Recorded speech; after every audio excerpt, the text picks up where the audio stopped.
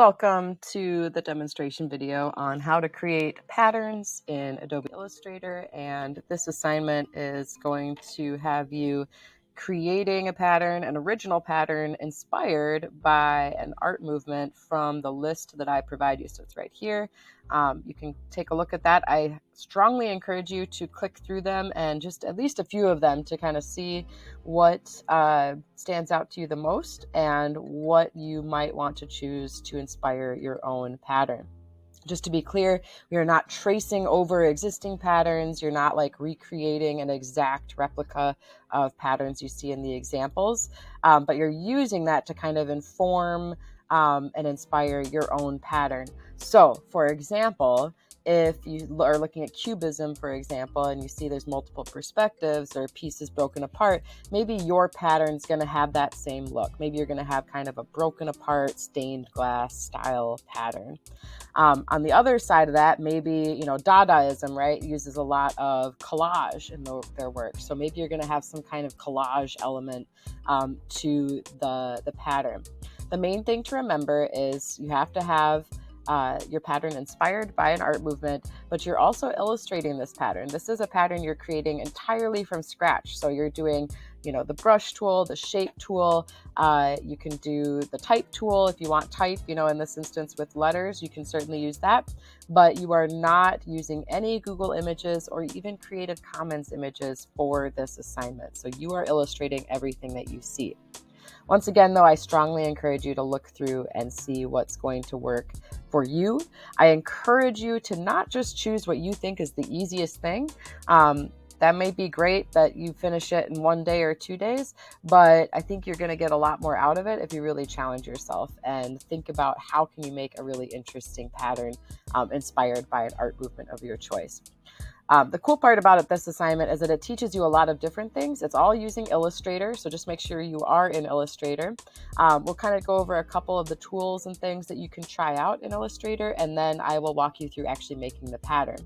So this was one I just quick kind of set up, but I'll walk you through setting it up. So when you get to Illustrator, you're just going to say new, and we're going to set it up as 300 points by 300 points. Make sure it's points, okay? CMYK color is what you're looking for, and then 300 PPI is great. So all of this is fine. We're just doing one artboard. I'm going to say create. Okay, this is my blank canvas.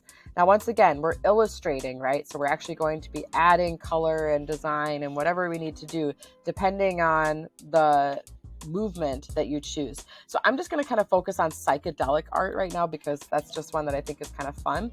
I may even make it a little bit maximalist, which personally I am a maximalist. So I might kind of go that direction as well. Like this, I would say was, psychedelic, but also maximalist. Like there's just a lot happening. So I'm going to kind of play around with color, make really vibrant colors and just see what happens.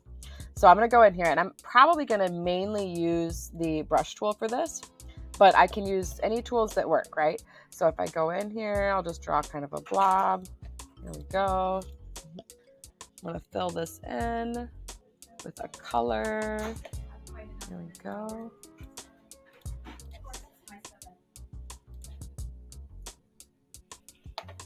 All right, so when we have color open here, we're going to go into window and make sure color is selected, or otherwise F6. This is going to let you choose, your colors as well. Anytime you don't see something or you're looking for something, you just go to window and you're going to most likely be able to find it. All right, I know I want to take my stroke off. I don't want an outline around this, so I'm going to turn that off. We're just going to click on the little none box, and there I have it. And you can see Illustrator kind of like fixes some of the edges for you. So if you ever have like any things you want fixed, that works pretty well for that. I'm going to choose another color here for my fill, just so it'll stand out. Let's do something, and I'll probably change it even beyond there.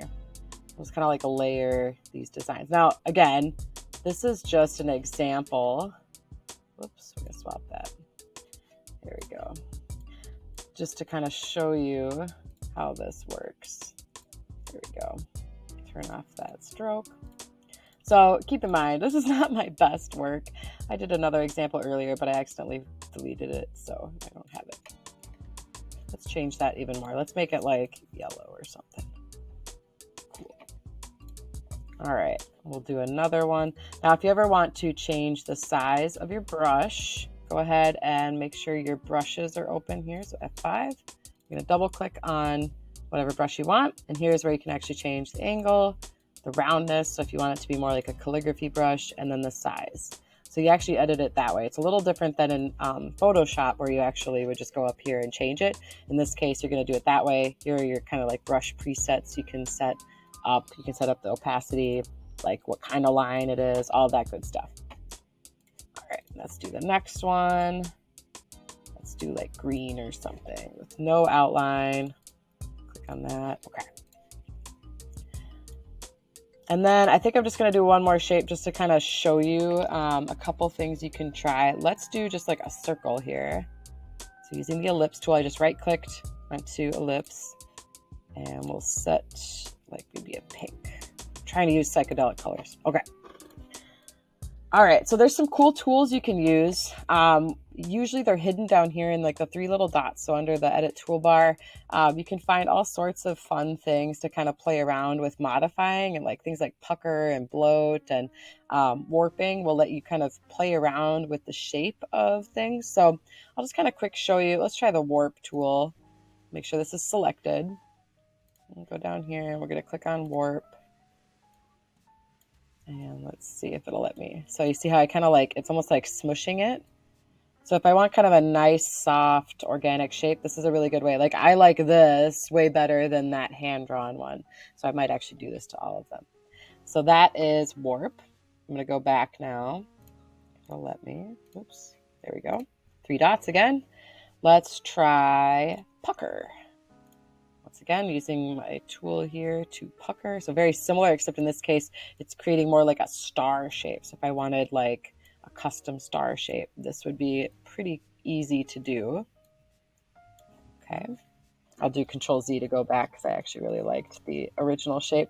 But I just want to show you a couple different things you can try. If I can go down here, there we go. Next, we have bloat. That's going to be really similar too. So it's going to like really push it out based on the size of my tool there.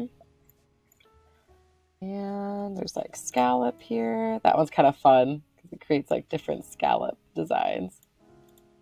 Woo, just playing around with that. A lot of detail there. Not so bad if you need some kind of texture or pattern in there. Crystallize is similar to that.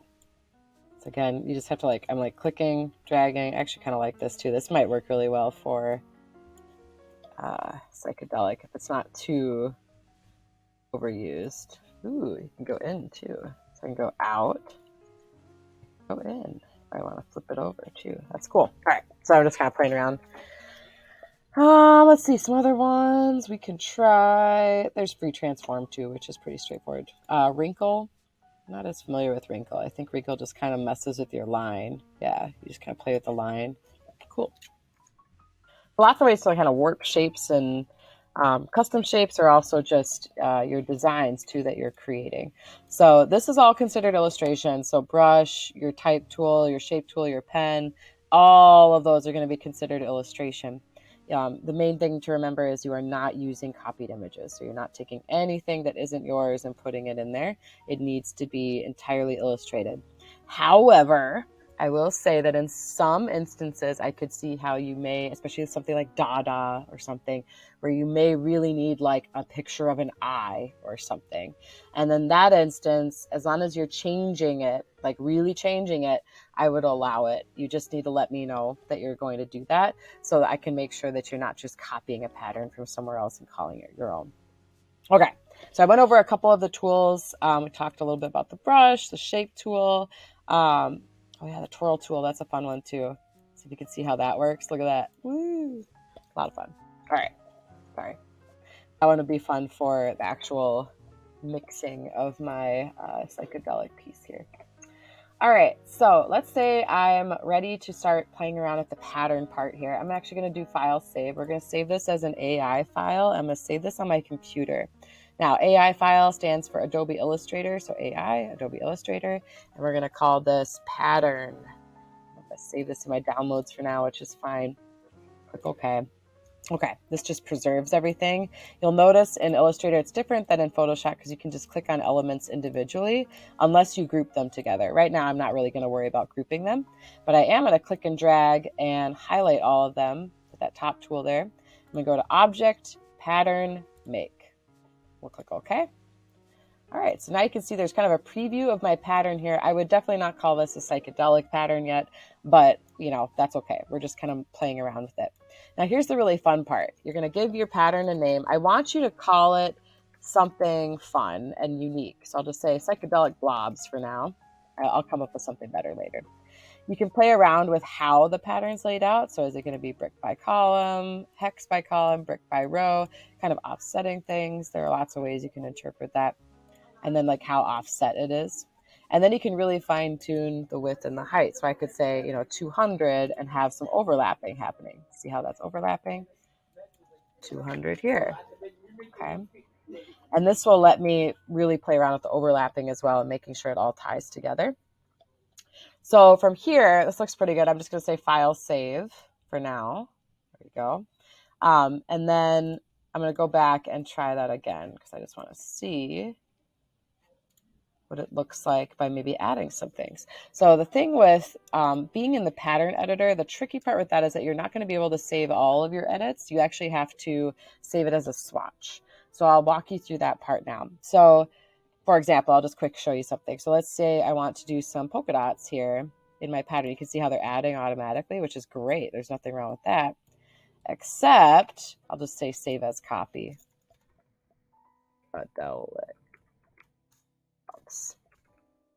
One. There we go. Okay, it's been added to my swatches panel, except now when I say done, all of those polka dots are missing. So that's one, in my opinion, failing of Illustrator. I haven't quite figured out how to keep that there when you're editing your pattern. So when you're editing your pattern, you just have to keep in mind that if you exit out and you don't save your swatch, that you're going to lose your work. All right, so I'm going to go back in, do my pattern. We'll pretend that I'm done and I'm ready to export this pattern as a swatch, okay? I'm going to play around with the settings here. There we go. So 200. There we go. We have some overlapping there. I might add a circle in here too just for the heck of it. We'll add a color to it. There we go. A couple of them. Why not? Okay. All right. So we'll go ahead and we're going to export this, or not export it, but save it as a new pattern. So we're going to say save a copy. I'll call this psychedelic. Oh my goodness. Psychedelic blobs 2. Cool. Okay. Now I need to go to my swatches, which is right over here. You can see I have a bunch of them added. There's the latest one. I'm going to go to the little lines up in the upper right-hand corner of that panel. And I'm going to say save swatch library as AI. I'll just go ahead and say save. It automatically saves it in your swatches folder, which is built into your computer. Okay. Now the reason why that's so important is we're going to have to open this in the new document. So it'll be here, but as soon as we open a new document, it's not going to be there. We're going to have to open it. So I'm going to go ahead and just do File, New. This is where you're actually going to apply your pattern. We're going to say 1,000 points by 1,000 points. Now the reason why we do 1,000 points is because we want our pattern to fill up the shape, whatever shape we're going to do. So I'm just going to go ahead and we'll just create a circle shape here for now. Okay. Now my pattern is in here, right? I go to my swatches, like what the heck? It's there, but it's not over here. So now I have to open it. So now I'm going to do those 3 lines again. And we're going to say open swatch library, user defined. Oh, hang on. I think I did the wrong thing. So over here, instead, I think we're going to save this. So save swatch library as ASC. Let's see if this makes a difference. Oh, never mind. It was right. I just called it pattern. I forgot that I called it that. All right. My bad. My bad. All right. Here we go. User defined pattern. There we go. Okay. Right there. All right. And we're going to change our fill to that pattern. There it is. Now I can see the pattern. Now, if I change the size of this, it's going to keep the same, pattern shape, right? So that's why you want to open a 1,000 point document, like once you actually want to apply the pattern. But that's basically it. So it's kind of a fun thing to play around with. The other thing too I forgot to mention, is that that white area in there, that's kind of basically transparency. So what you'd want to do is you'd want to apply a color to the background here. So if I went in, I'll just kind of show you quick with the rectangle tool. Ooh, it's like super big. And I'm going to right click on that, and then we're going to send that back if it will let me. We're going to say arrange, send to back. There we go. I kind of moved it off kilter, but that's a way you can create a background color. So when you do apply your pattern, then it has an actual color and it's not just white, because the default, it looks white, but it's actually transparent. Okay. So there it is. This is essentially what I'm looking for when you turn in your pattern. So I'm looking for the swatch inside a shape of your choice. You're welcome to play around with that shape. So if you want to move it around, play around with I don't know, you want to do a cool design on there, whatever. You're just applying your pattern to a shape of your choice. So it could just be a square, a rectangle, a circle, whatever. But from here, you're going to say File, Export, and then you can say Export As, and we're going to change this to PNG, and you can call it whatever. I'll just say Pattern Test for now because it's not my final pattern. Say Export. Oh, before that, we're going to say Hi. Looks like it's got transparency, which is fine. Click OK. So now when I go to look at that, I can see what it would look like on my digital portfolio. So when I was talking about transparency, this is what it was talking about. See how I can see through it? And the reason why is because that technically wasn't white. All right, so just remember that when you're going in and you're actually editing the pattern, we'll just say done here. You'll actually want to add a box in the back here to add color. So here's my color again. If I right click on this and go to arrange and send to back, and then I click and drag everything and say object pattern make, say okay, now that color has filled up that space and it won't be transparent anymore. So that's it in a nutshell. That's all I really need actually for this assignment. In terms of the product that you're making, you apply that pattern to the shape of your choice. You upload that as a PNG, upload it to your digital portfolio, give it a really good name, and then you can follow the rest of the directions for the rest of the assignment. Hope you enjoy, and if you have any questions, feel free to ask and have a lot of fun with it.